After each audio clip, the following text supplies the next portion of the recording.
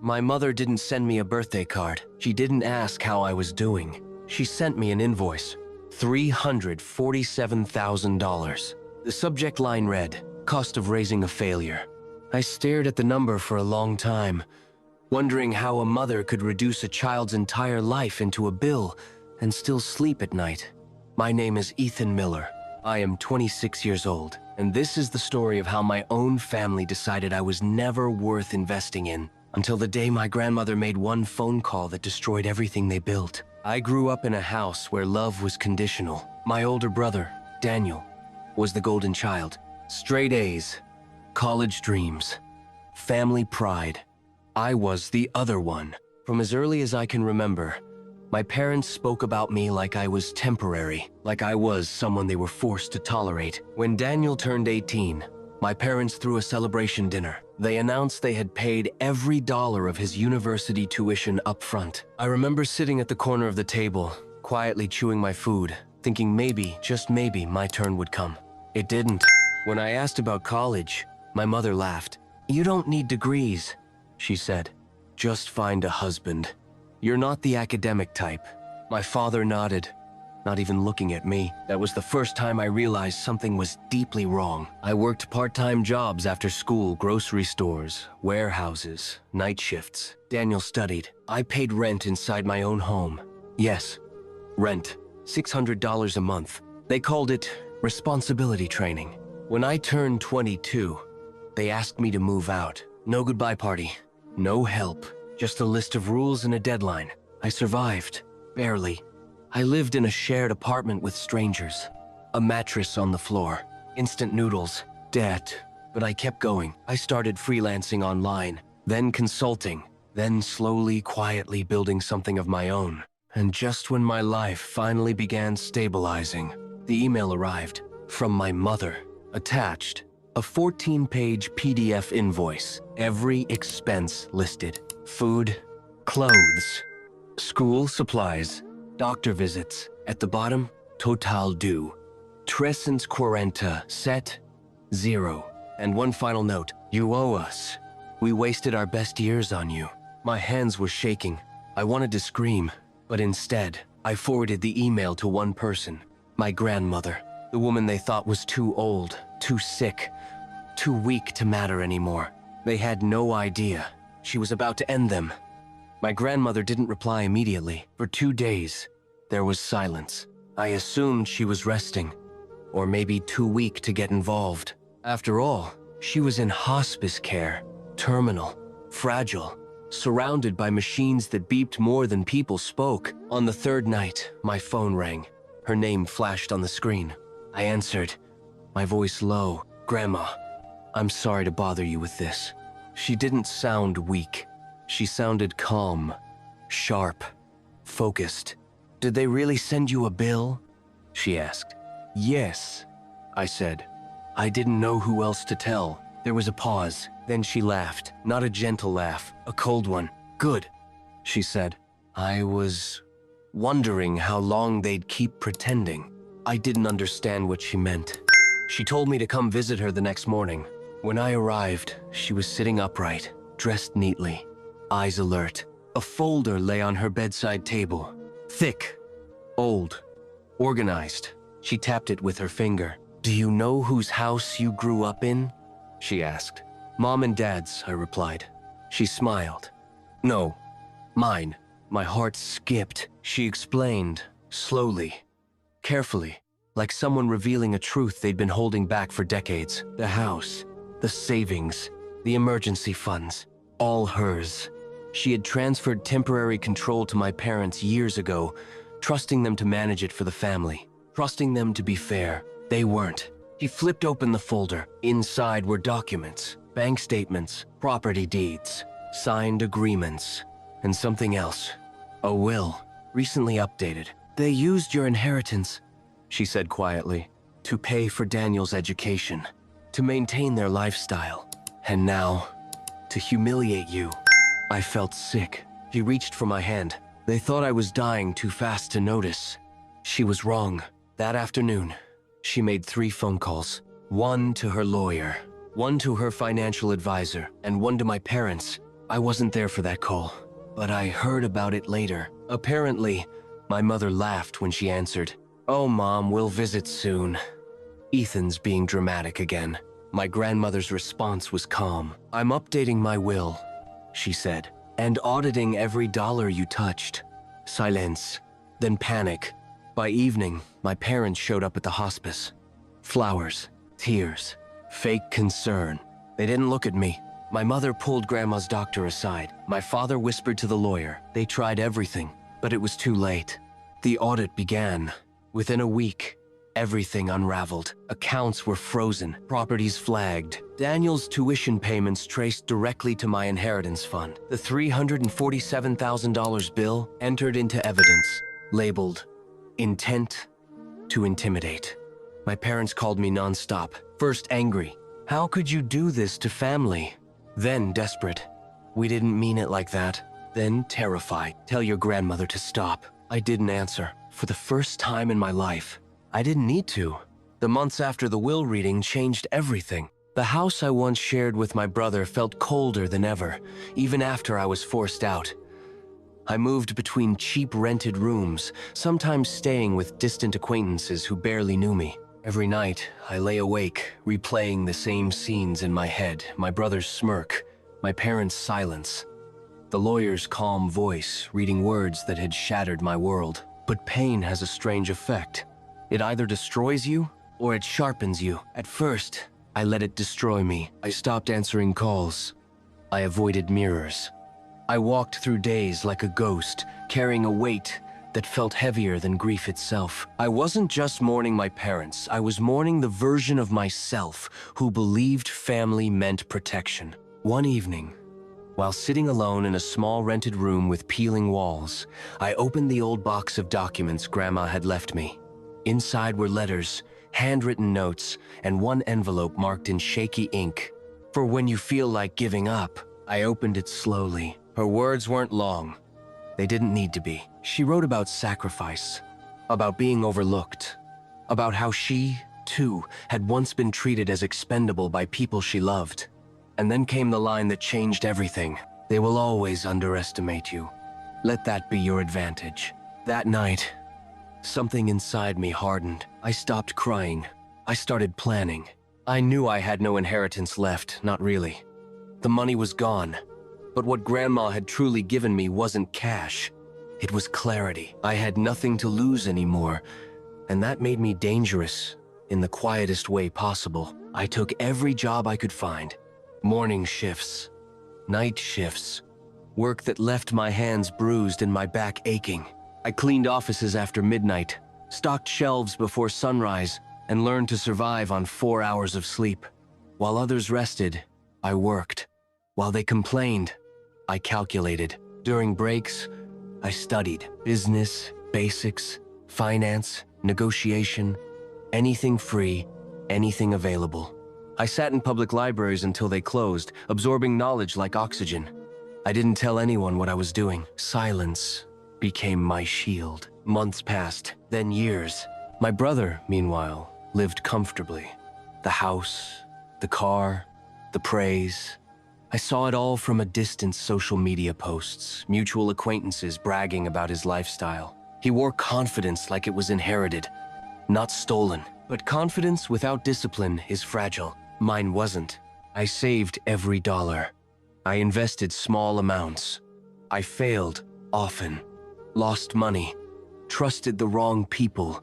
But each mistake taught me something my brother never learned: how to recover. The first real breakthrough came quietly, a small partnership, a risk others were too afraid to take.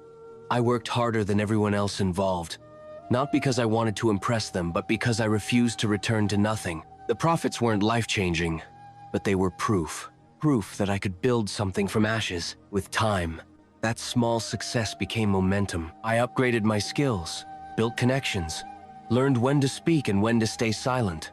I stopped chasing approval. I stopped explaining myself.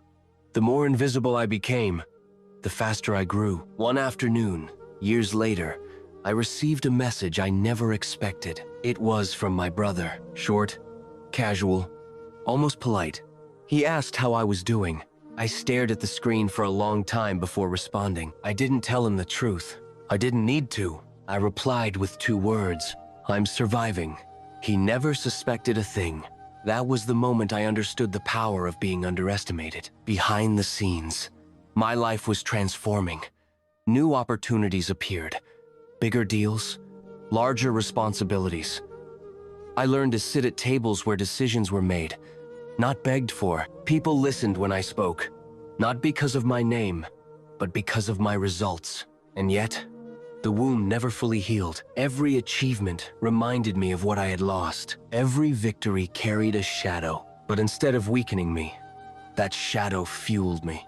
One evening, while reviewing contracts in a modern office that didn't feel real yet, I caught my reflection in the glass. I didn't recognize the person staring back, not because I had become someone else, but because I had finally become someone stronger. I thought of Grandma, of the calls she made from hospice, of the truth she revealed, and I realized something chillingly clear. The story wasn't over. It was just reaching the chapter where the past and present collide, because soon, the people who erased me would need something they could never buy. And when that moment came, I would decide the price. Success doesn't announce itself loudly. It arrives quietly, settles in, and waits. By the time my name started circulating in rooms I was never meant to enter, my family still believed I was barely surviving.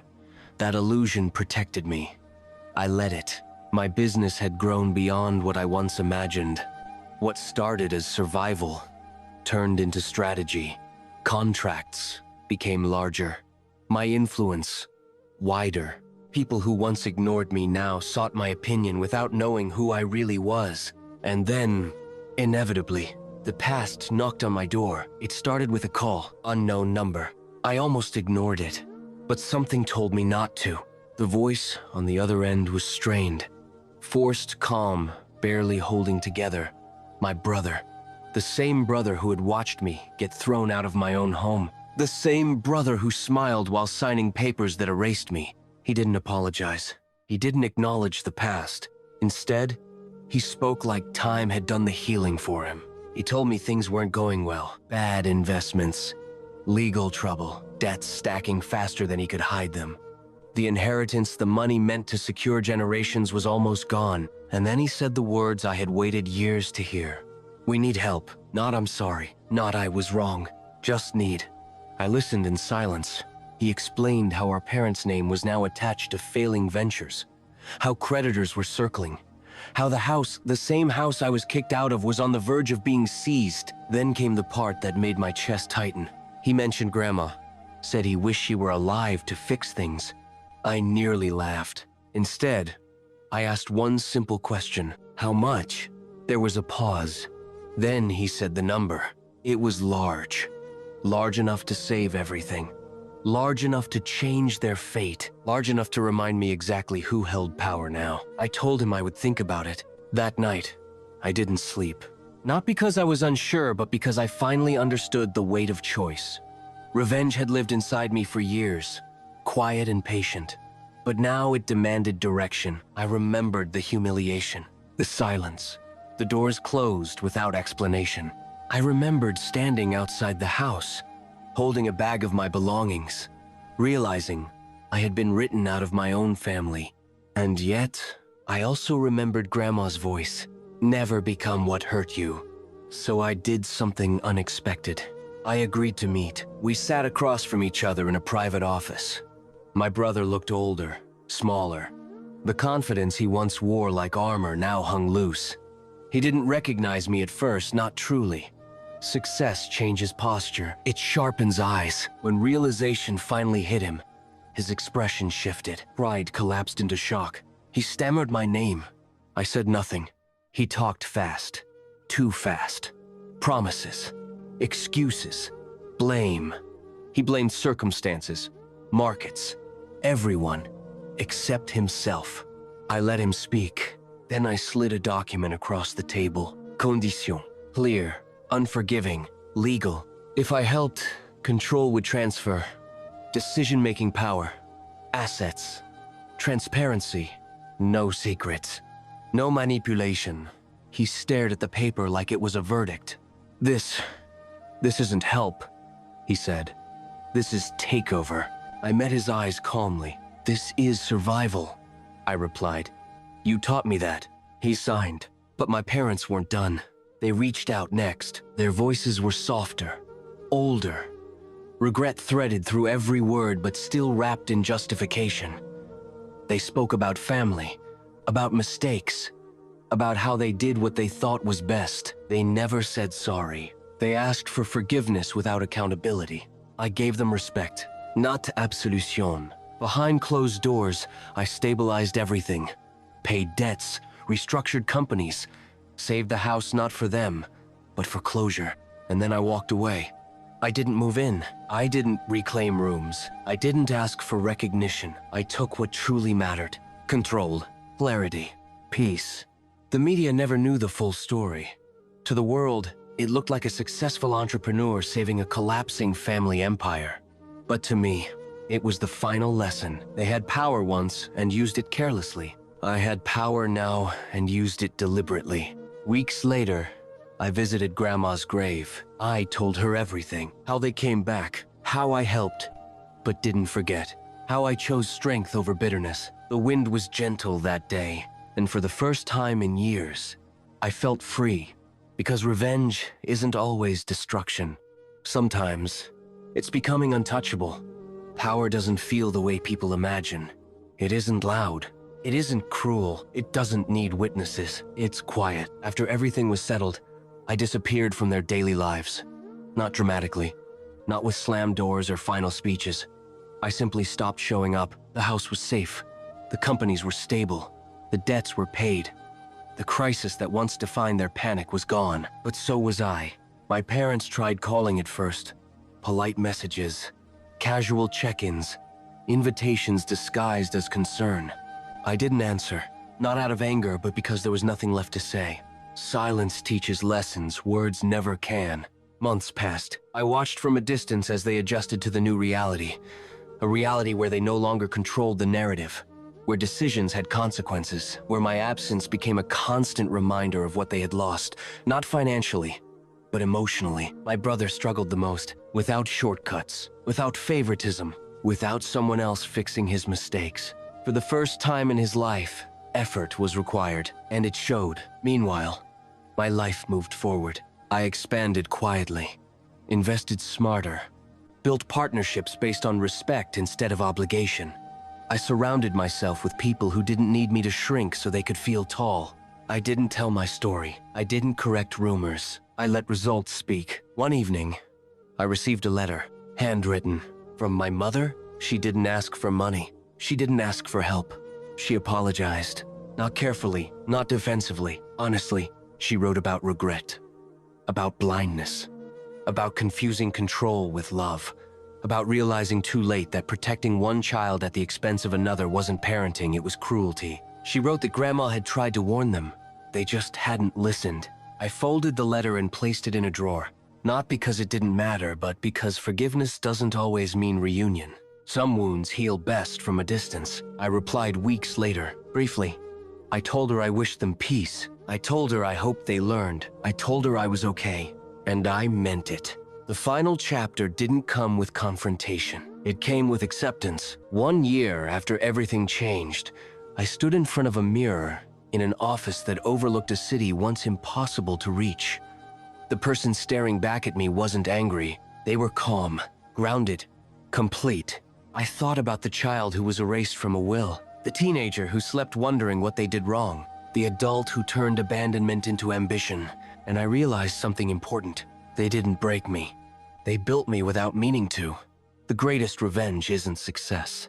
It's independence. It's no longer needing validation from people who never saw your worth. It's choosing your own family, your own future, your own ending. Some stories end with applause. Mine ended with peace. And that was more than they ever gave me.